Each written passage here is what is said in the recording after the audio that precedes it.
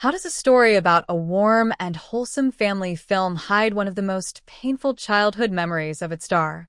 Why would a young actress adored around the world later admit that she could never forgive her on-screen father? And what happens when two very different worlds collide on the same Hollywood set? These questions bring us to the fascinating and complicated story behind Disney's 1961 classic The Parent Trap and the strained, almost hostile relationship between its star, Hayley Mills, and her co-star Brian Keith. To millions of fans, The Parent Trap remains a symbol of joy and nostalgia, but for 14-year-old Hayley, filming the movie meant stepping into one of the most emotionally challenging periods of her young life. Hayley Catherine Rose Vivian Mills was born on April 18, 1946, into a world of English refinement and artistry. Her father, the legendary Sir John Mills, was one of Britain's most beloved actors, and her mother, Mary Hayley Bell, was a celebrated playwright. Hayley's early childhood was far removed from the chaos of Hollywood. She grew up on a large Sussex dairy farm, climbing trees and running through the countryside with her siblings. She was shy, sheltered, and completely unaware that destiny had marked her as one of the most iconic child stars of her generation. Her career began almost by chance when director J. Lee Thompson saw her playing in a garden and thought she was perfect for the lead role in the 1959 crime drama Tiger Bay. Hayley's natural, unaffected performance stunned critics and audiences alike.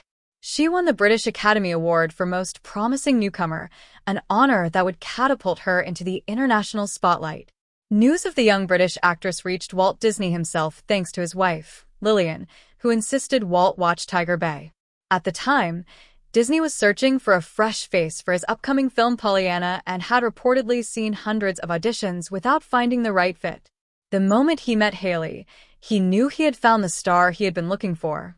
In an almost fairy tale twist, Walt Disney signed Hayley to a 5-year, 6-picture contract, without even requiring a screen test, making her the crown jewel of the studio and its biggest child star since the days of Bobby Driscoll.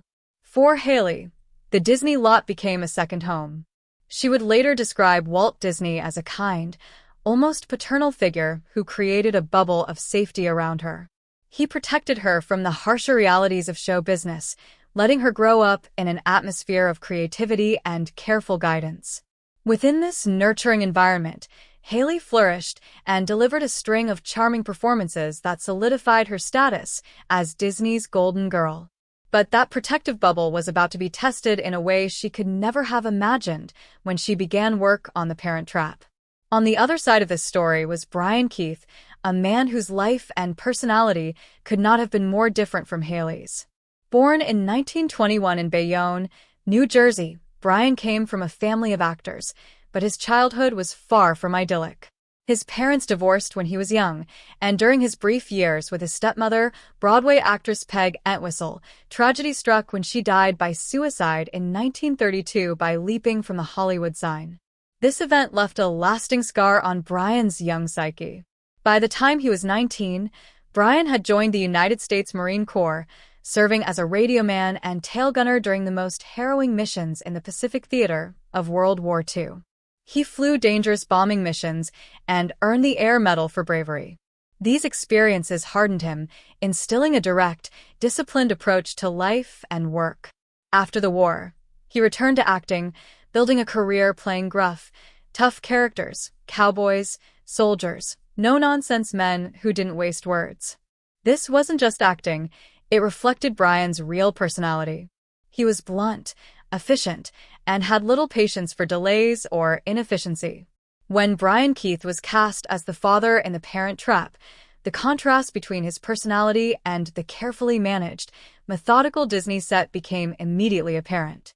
The film was one of Disney's most technically ambitious projects, relying on the revolutionary sodium vapor process to allow Hayley to play twin sisters interacting with each other on screen. This process required absolute precision. Scenes had to be filmed twice, with Hayley performing as one sister, then repeating the same actions and lines as the other sister while matching timing and positioning perfectly. Even the smallest deviation could ruin a shot and force an entire scene to be res-hot from scratch. For a 14-year-old carrying an entire film, This was a monumental challenge. She not only had to maintain focus through long, repetitive shooting days, but also master two distinct American accents, one for each twin, all while switching back and forth between characters, sometimes multiple times in the same day.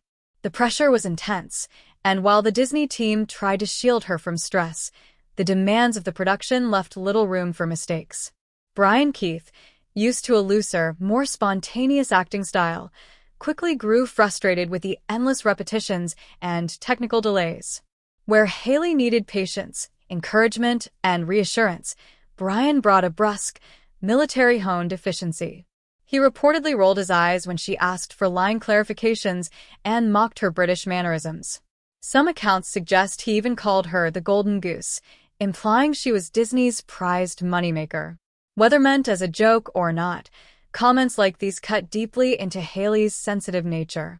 Each day on set seemed to widen the gap between them, and Hayley began to feel that Brian not only disliked her, but actively resented her presence.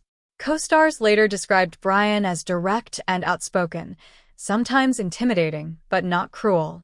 Kathy Garver, who worked with him later, remembered him as supportive and even warm in different circumstances.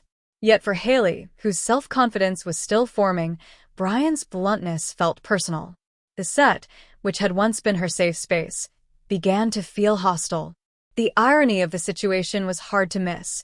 While audiences would eventually watch a heartwarming story about a father and his two daughters reconnecting, behind the scenes the relationship between the real father figure and the young actress was chilly and strained. Hayley would later admit in interviews that she hated Brian Keith during filming and never truly forgave him. She explained that it wasn't one dramatic event that made her feel this way, but rather a constant sense of being belittled and brushed aside. In an age when child actors had little voice or power, she had no choice but to endure it silently. This experience haunted her for decades.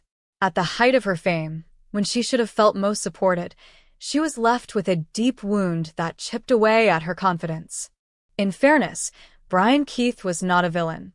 Many of his colleagues admired him for his professionalism and found him charming in his own rugged way. Maureen O'Hara, who played Hayley's mother in the film, had worked with Brian on other projects and praised his abilities as a co-star. But Brian was a man shaped by war, by loss, by a life that demanded toughness, and he likely didn't realize how much his brusque behavior impacted the fragile emotions of a teenager carrying the weight of a massive production. He wasn't there to mentor her. He was there to do his job as efficiently as possible. Yet to Hayley, that efficiency felt like coldness, and that coldness became something she carried with her for years. When her Disney contract ended, Hayley began seeking roles that would free her from the image of the eternally cheerful Disney heroine. She wanted to prove to herself and the world that she was more than a child star. One of her boldest career moves came with a 1966 film The Family Way, in which she took on a mature role that even included a controversial nude scene, a deliberate signal that she was stepping out of her protected Disney past and into the adult film world on her own terms. This rebellion against her Disney image was partly fueled by the disillusionment she had felt during The Parent Trap. Meanwhile, Brian Keith's career took a new direction with a 1966 sitcom Family Affair, where he played Uncle Bill Davis, a gruff bachelor unexpectedly raising 3 orphan children. The show was a massive success and earned Brian 3 Emmy nominations, helping him redefine his public image as not just tough, but also tender and lovable. Audiences saw him as the ideal mix of strength and compassion, which must have seemed ironic to Hayley given their fraught working relationship years earlier. Life, however, was not always kind to Brian. Behind the scenes, he faced personal struggles, including health issues and the tragic death of his daughter in 1997. Just months later, Brian himself died by suicide, leaving fans shocked and grieving. His death reminded the public that even those who seemed the strongest could be carrying unbearable pain. Today, The Parent Trap is remembered as one of Disney's most beloved classics, a film that continues to delight audiences with its clever split-screen effects, charming performances, and timeless story about family reunion. Yet the story of Hayley Mills and Brian Keith adds a layer of complexity to the movie's legacy. It reminds us that behind Hollywood's bright lights and perfect images are real people with real emotions, sometimes clashing, sometimes hurting one another in ways that last a lifetime. For Hayley, the film became both a triumph of her young career and a symbol of her most difficult growing pains. For Brian, it was one more job in a career defined by discipline and professionalism, though one that left an unintended mark on his co-star. The quiet conflict between Hayley Mills and Brian Keith shows how two different life experiences can collide and create lasting impact. It is a story of innocence meeting toughness, of a young girl's vulnerability clashing with a man's hardened exterior, and of how, even in the happiest Hollywood stories, there can be shadows just out of frame.